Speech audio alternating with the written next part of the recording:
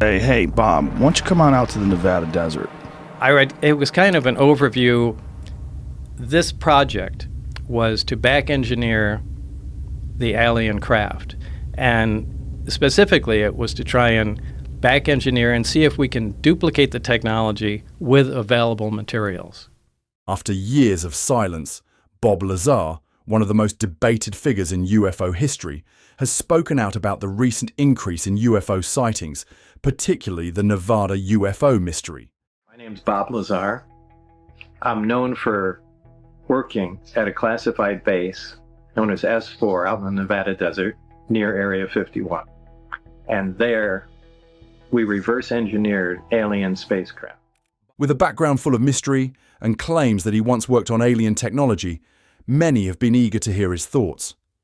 The renewed fascination with unidentified aerial phenomena has once again sparked arguments about whether extraterrestrial life exists. People call these large black rectangular areas on the top portholes.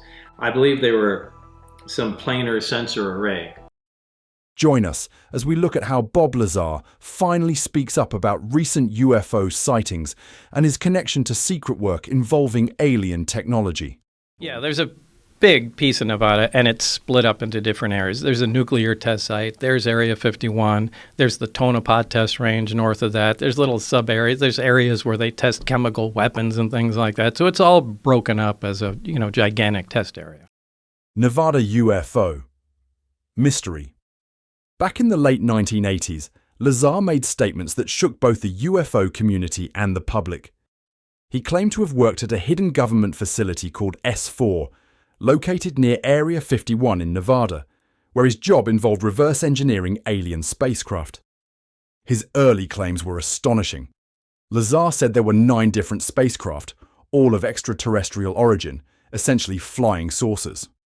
One of them, known as the Sport model, reportedly operated using a reactor fueled by a then unknown element called Element 115. He explained that this element had the ability to create anti-gravity effects, which allowed the craft to perform maneuvers that went against the known laws of physics.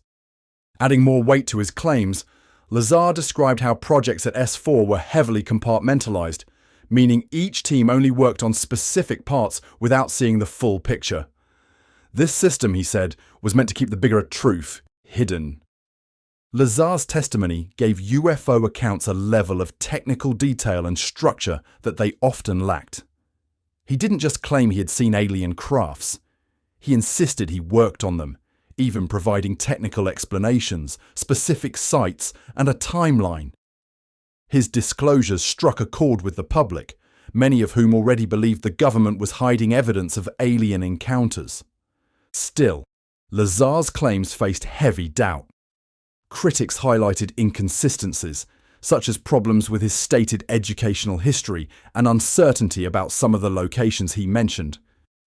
Scientists especially questioned his claim about Element 115, since at the time it seemed highly unlikely that it could be used for space travel given what was known about it. Despite the backlash, Lazar had a lasting impact. He helped bring terms like Area 51 and Element 115 into everyday conversations. Before his interviews, Area 51 was hardly known outside military circles, but afterward, it became tied to alien theories and government secrecy. Journalists, UFO enthusiasts, and curious visitors began gathering near the restricted base, hoping to see evidence for themselves. By taking the risk of speaking out, Lazar became a kind of whistleblower to many people, seen as someone standing against a powerful government to reveal what he believed was the truth. The image of one man challenging authority resonated strongly with those already skeptical of official stories. Over time, Lazar's story continued to spark debates. Even as skeptics dismissed parts of it, the influence remained clear. His account set the foundation for other whistleblowers to step forward with their own claims of secret projects and alien technology. UFO discussions shifted from rumor and blurry photos to more technical first-hand testimony, and for many, that shift started with Lazar. According to Lazar, S4 was located in a restricted area near Groom Lake, Nevada, close to the more famous Area 51, He described it as a hidden base devoted to research on alien technology, while maintaining strict secrecy. He claimed that 9 flying saucers were kept there, each with different designs and functions. They weren't just for display. He said they were operational. The saucers were supposedly stored in hangars camouflaged into the mountainside, so they couldn't be spotted from above or below. If his claims were true, it suggested that S4 was not only about studying alien crafts, but possibly testing and preparing them for use. This added to the mystery about what was really happening there. One of the most striking points Lazar made was about element 115. He said this newly introduced element was vital to the propulsion systems of alien spacecraft. According to him, element 115, when used properly, could generate a gravitational field that powered the crafts. This, he explained, accounted for the impossible-looking maneuvers they performed, such as sharp turns and rapid accelerations. He also claimed element 115 wasn't naturally available on Earth, but was supplied to S4 in limited amounts for testing. In his description, it was used inside a reactor to produce a gravity wave, which was then amplified to allow the craft to lift off and move with incredible speed and control. What made this account especially fascinating was the way the craft supposedly travelled. Instead of relying on engines and fuel, they manipulated gravity itself, effectively pulling their destination toward them rather than pushing themselves forward. Lazar's talks about S4 and element 115 went far beyond UFO circles. His claims seeped into science discussions and even popular culture. For some, S4 represented a secret lab where groundbreaking discoveries were hidden. For others, it was seen as a fabrication, combining half-truths with imagination. The implications of his story were huge. If correct, it meant the US government, or some hidden group, had access to technology far more advanced than anything humanity had developed. It hinted not only that humans were not alone in the universe, but that governments were keeping physical evidence of alien life.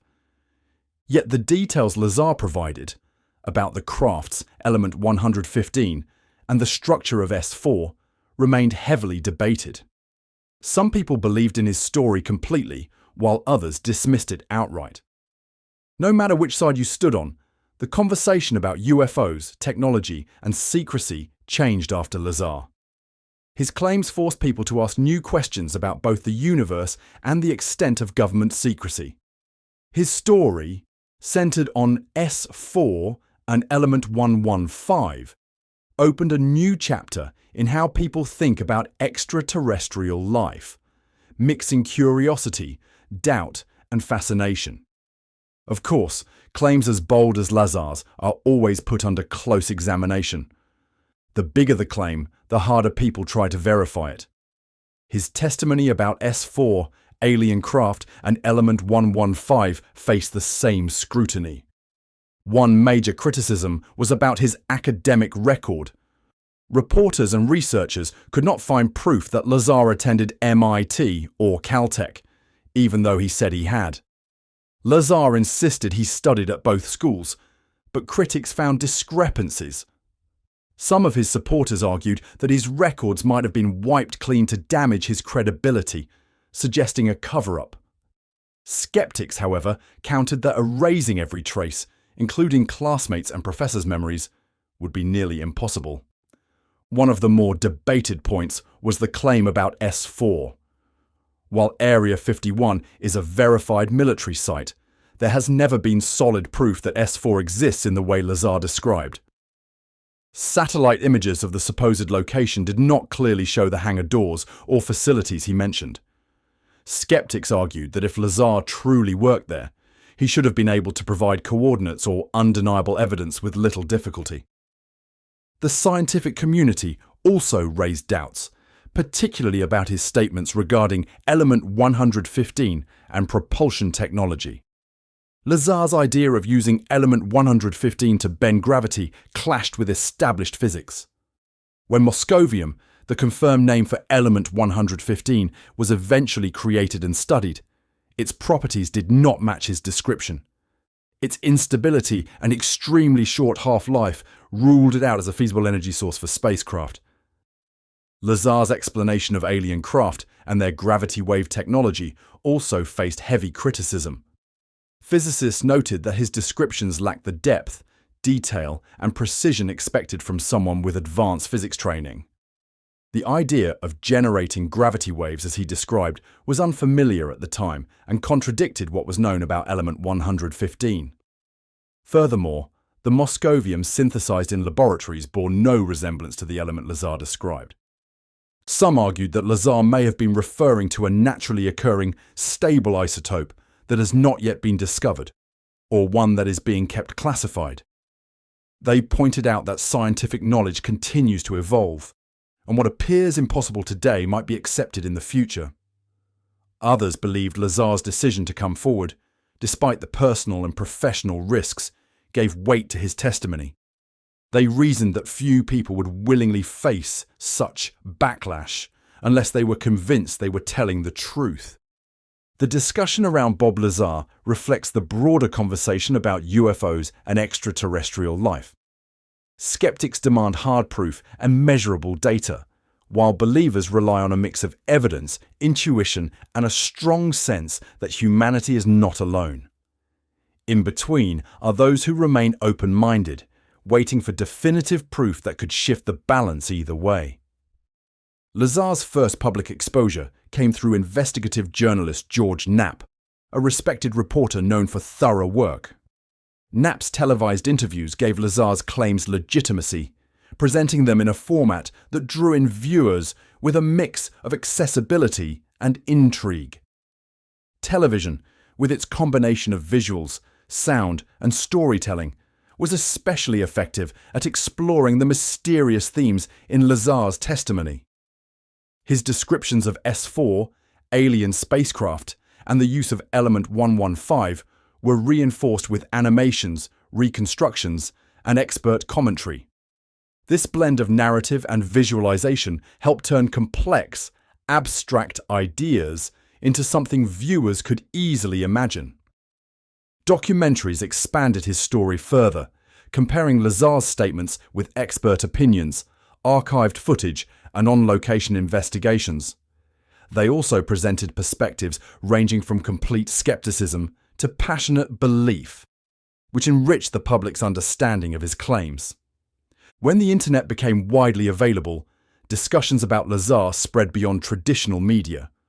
Online forums, blogs, and social networks allowed people around the world to debate, dissect, and analyze every part of his story. This global conversation often uncovered details that mainstream outlets had overlooked. YouTube channels and podcasts devoted to UFO topics frequently revisited Lazar's story.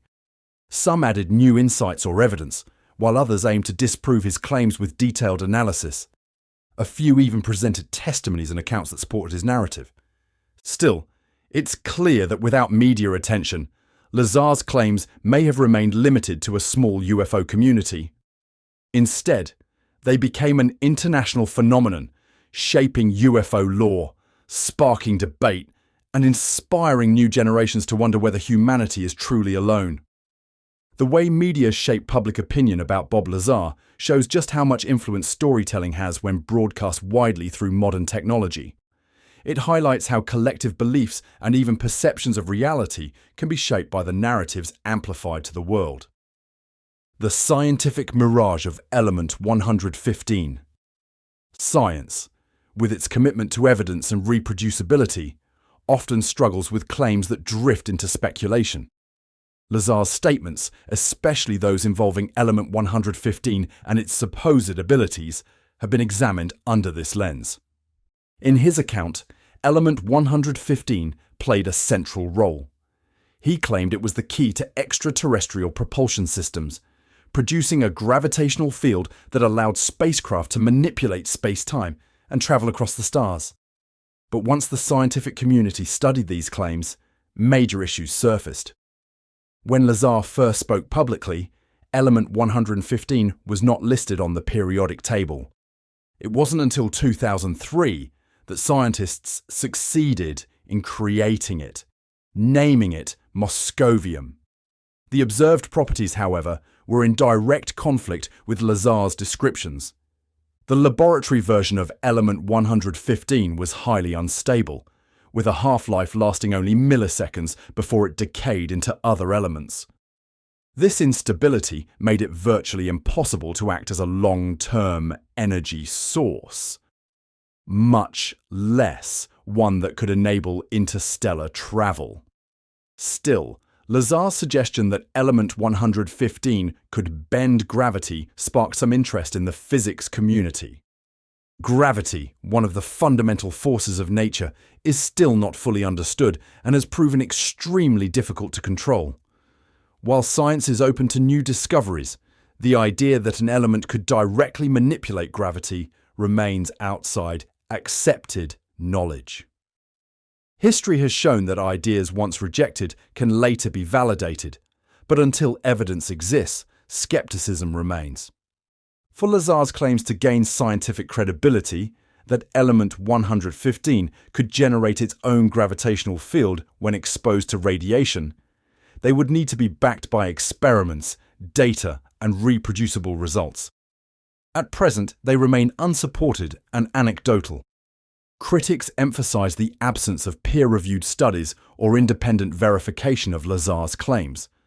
Science relies on collaboration and peer review, where bold ideas are tested and scrutinized before being accepted. Lazar's avoidance of this process raises further doubts.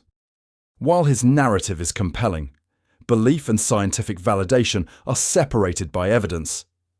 As of now, that evidence is missing. The extraordinary claims about element 115 remain unproven, awaiting confirmation or rejection through rigorous scientific inquiry, not through testimony alone. Government acknowledgements. During the time of Lazar's claims, whenever issues of state secrets, classified projects, or covert operations surfaced, attention quickly shifted toward the government for answers, whether denial, confirmation, or clarification. Bob Lazar's statements, which directly pointed to secret military bases and advanced technology, were no different. Both official and unofficial responses from different government bodies shed light on the complicated relationship between secrecy, governance, and the search for truth. At first, there was no acknowledgement from official channels about Lazar's claims. This silence, while expected, fueled speculation among supporters who saw it as proof of a cover-up, or even an indirect admission that Lazar was telling the truth. On the other hand, skeptics took this silence as the government's refusal to address baseless allegations. Later, official responses appeared indirectly when questions were raised about Lazar's supposed work at Area 51, or the location known as S4. No employment records were found, and his claims of having degrees from MIT and Caltech were denied by the institutions themselves. To some, this was further proof that a cover-up existed, and that his records had been erased. To others, it was evidence that Lazar had fabricated much of his story. As events continued, more direct responses came forward. The US Air Force in charge of the Nevada Test and Training Range, where Area 51 is located, remained secretive about the site's activities. They explained that operations there were classified and not open for public discussion. While this was standard protocol, it only intensified speculation. Unofficial remarks, often from former employees or contractors, gave a slightly different view. While none directly confirmed Lazar's claims, some suggested that highly classified and advanced projects did take place at the facility. Their comments described a culture of extreme secrecy, where even those working on site often didn't know the full scope of what was happening. In 2013, a major moment came when the CIA officially admitted the existence of Area 51. This acknowledgement, which the agency had avoided for decades, was included in a declassified report on the U-2 spy plane program. Still, this did not support Lazar's specific claims, such as his assertion that element 115, when exposed to radiation, generated its own gravitational field linked to alien technology. Despite the mix of silence, denials, and acknowledgements, the situation remained unclear. Lazar's claims continued to swing between being seen as possible and being dismissed. Government reactions added complexity to the story. Depending on perspective, they could be seen as routine secrecy, deliberate misdirection, or limited disclosure. Either way, these responses highlighted the tension between government secrecy, public curiosity, and the ongoing search for answers. The human toll of UFO revelations. The fallout from his statements deeply affected Lazar's personal relationships. Being at the center of such a controversial story strained his family life and led to fractured bonds. Public attention eroded trust, and isolation, sometimes chosen, sometimes forced, became a consistent part of his life. Lazar's professional career also suffered. His academic claims were doubted, and mainstream scientists largely dismissed his story. Traditional opportunities in science and engineering were cut off. To adapt, Lazar shifted toward running scientific supply businesses, using both his fame and the interest in unusual materials and technology. Still, his Area 51 claims always followed him, affecting every career move he made. Financially, things went up and down. While his story created opportunities such as interviews, documentaries, and paid speaking events, it also led to lawsuits, business troubles, and the high costs of maintaining privacy and security. The financial side of his life reflected the same instability seen in other areas, periods of gain mixed with loss. The stress that came with this cannot be overlooked. While Lazar often appeared calm in interviews, many speculated about the inner struggles, doubt, and second thoughts he may have faced. Holding on to a controversial story for decades is a test of resilience few people could manage. Over time, Lazar began pulling back from public life. After an initial wave of media appearances, documentaries, and interviews, he chose a quieter, more private existence. He never recanted his claims, but he also stopped promoting them as actively as before. Instead, he opted to live away from the constant attention of believers and skeptics alike. Bob Lazar's life after disclosing his story is a clear example of the costs and consequences of making extraordinary claims. But his story isn't the only one. In another highly discussed disclosure, former US intelligence officer David Grusch testified in a congressional hearing about a secret program that, for decades, had been gathering and studying crashed UFOs. What drew even more attention was Grusch's statement about non-human entities, which placed the question of extraterrestrial life at the center of global discussion. Grusch, who had previously overseen UAP analysis, gave this testimony under oath, adding weight to his words. He had already filed a whistleblower complaint in 2022, claiming that he was deliberately kept away from UFO programs holding critical information about aliens and their technology. The reaction to his testimony was worldwide, sparking speculation about whether the US possessed evidence of alien life and advanced technology. Still, many remained skeptical, given the extraordinary nature of the claims. Whistleblower fallout and the UFO controversy. Just like Lazar, Grusch faced heavy consequences for his testimony. He described the backlash as brutal and spoke of its impact on both his career and personal life. He also claimed to have knowledge of people harmed in efforts to cover up UFO information and admitted to fearing for his safety. Despite this, he hoped that speaking out would push for greater transparency. The congressional hearing also featured Congressman Tim Burchett, who claimed that the US had access to technology beyond the known laws of physics and spacecraft capable of turning humans into charcoal briquettes. Burchett accused intelligence agencies, the Pentagon, and other government bodies of blocking the Oversight Committee's investigation, adding more controversy to the proceedings. Grusch further alleged that the US had recovered non-human life forms along with crashed UFOs, suggesting some incidents went back as far as the 1930s. However, during the hearing, he spoke more cautiously, leaving certain details out for security reasons. In earlier interviews, he had mentioned massive alien craft and even a bell-shaped object from 1933, but those specifics were not repeated in front of Congress. Journalist and historian Garrett Graff observed Grusch's careful approach and noted the uncertainty surrounding the entire issue. Even with claims of obstruction from federal officials, Burchett publicly supported Grusch afterward, stressing that non-human entities must exist if such craft were being flown.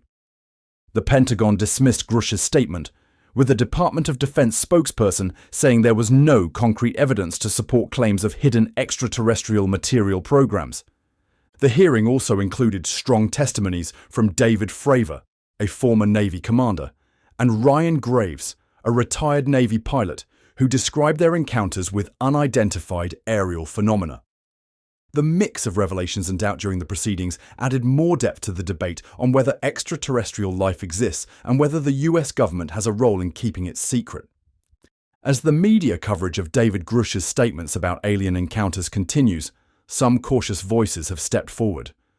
Even Grusch, despite being the key whistleblower, admitted he has never directly seen the supposed alien crafts himself. His claims are based on detailed conversations with senior intelligence officials, which leaves room for uncertainty. Skeptics point out that stories of government UFO cover-ups have been around since the 1970s and 1980s, yet no solid leaks or verified documents have ever been revealed. Critics also question whether the government is capable of protecting such a secret for so long. Meanwhile, scientists remain curious but also frustrated by the lack of undeniable evidence. While these shocking revelations spark public interest, experts stress that speculation is not enough. They want clear, verifiable data.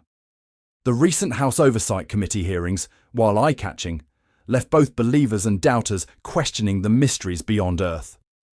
Senate Majority Leader Chuck Schumer's proposal to force the Pentagon to reveal information about encounters with non-human intelligence is being viewed as an important moment. Still, scientists remind everyone that multiple anecdotes do not equal solid data, stressing how difficult it is to pin down the truth.